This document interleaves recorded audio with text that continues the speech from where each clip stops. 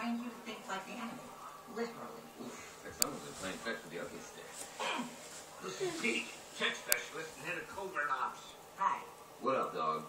So, Deke, you got anything that actually works? Follow me. Oops.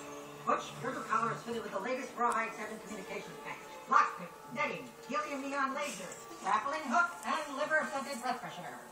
And this is yours. Sweet. What's his deal? Oh, pulls your name tag on your neck? Butch, you look like you've lost some weight. I'm sorry. My name's Diggs, and I always look this good. Sam, I'm over here. Oh, sorry. The boss wants to see you. That was exciting for me. Congratulations, Buttercup. Upward of your son. Son, daughter, son, daughter, father.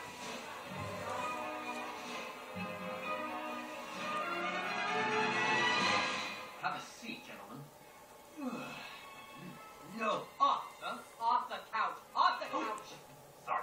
It's just you guys are outside and you're dirty. That's because we're field agents. You can't all be desk jockeys like you sitting around wearing ugly sweaters. Hey, I like this sweater. It was a gift from my grandma. Can you give it back? So, you're the dog